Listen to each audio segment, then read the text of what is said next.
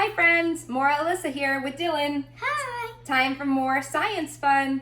I hope you're ready to get a little bit messy today. Don't worry moms and dads, not too messy.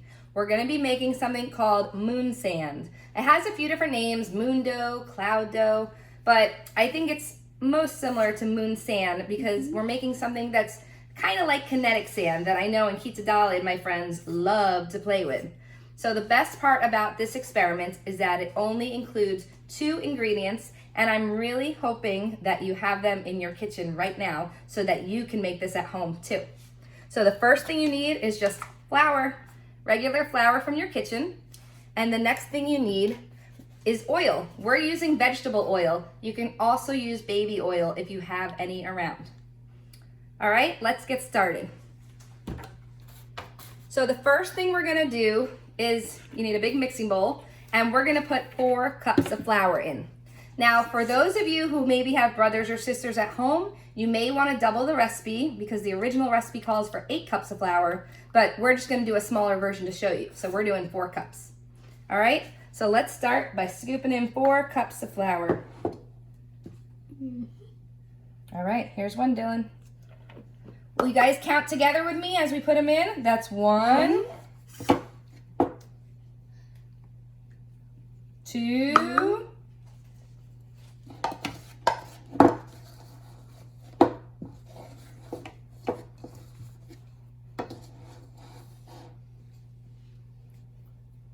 3,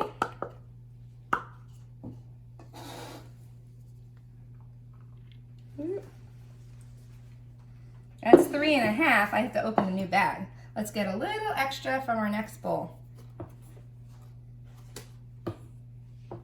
All right, that's pretty good. And that's number 4. All right, I forgot to mention there's also 2 optional ingredients if you want to add them. And this is when you would add them in. If you want your moon sand to be a pretty color other than the color white of the flour, this is when you can add some food coloring to change the color of your moon sand. Also, if you have any essential oils around your house and you want to make it smell nice, maybe lavender for calming, this is also when you pour that in your recipe. All right, but we're sticking with simple flour and oil today. So the next thing we're going to do is add our oil. Because I'm having the recipe, we're adding 1/2 cup. So that means if you're doing the double recipe at home, you're adding a whole cup of oil.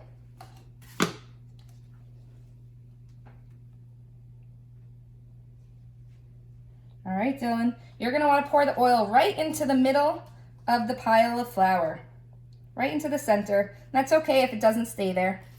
Now, here is the messy part. Do you know what we're gonna use to stir it up? A spoon?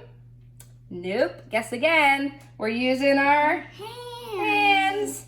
So get right in there, Dylan, start stirring it up. I'm gonna let you do the dirty work. So you're gonna wanna mix that flour and oil together until oil is covering all of the flour.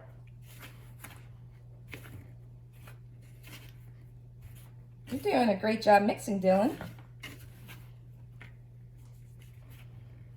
All right, you'll know that your oil is spread throughout all of your flour when the flour sticks together. If you squeeze it in your hand and it sticks together, then you're pretty good. You might have to add a little more oil to get the right consistency of your moon sand or moon dough. This is what it looks like so far. It's kind of crumbly and it sticks, yeah, look at that. When we squeeze it together, it stays.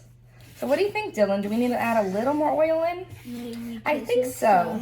On the side. Yeah, you're right. There's a little dry flour on the sides, and I think when we were pouring in the oil, because it was the bottom of my bowl, we maybe added a little bit of extra.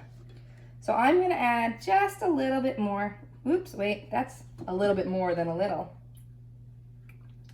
All right, how about that, Dylan? Put it around the sides so we can get what we mix.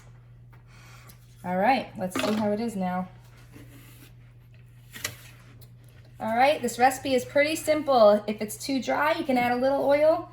And if you think you went a little overboard, you can always add more flour.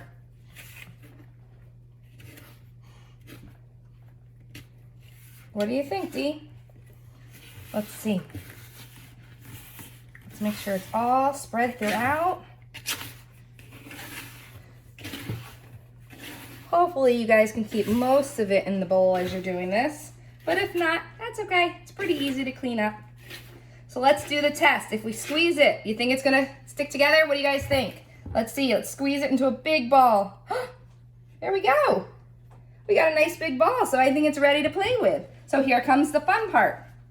What I'm gonna do, I'm gonna give Dylan a tray like this. You might have one left over in your pantry from cooking, or any sort of big tub. Maybe you have a tub in your playroom filled with toys that you might wanna just dump out, because the higher the walls, the more you can contain the mess. So we're gonna dump our moon sand into this tray. Whoop. All right, I think we got it all. And then to play with it, what I did, in our playroom we have a kinetic sand kit, and it came with some little molds like these, just like the little castle ones we have in our classroom, and some little scooper toys. But what you're gonna do, you can either look for these in your house, or maybe you have some small beach toys, or if you have a sand table, or just as fun, if you have any little plastic cups, or spoons, or wooden popsicle sticks around your house, anything for scooping, or the measuring cups and measuring spoons that you have in your kitchen, whatever you can find in your house that makes it fun to play with. Start scooping and see what you can create. So I challenge you guys to do a little scavenger hunt around your house and look for things that will be fun to scoop and measure and build with this moon sand. I hope you have as much fun as Dylan and I did when we made this. And the best part is you can keep it in an airtight container for a few weeks and it won't dry out, okay? After that, it's probably gonna dry out and it's ready to throw in the garbage.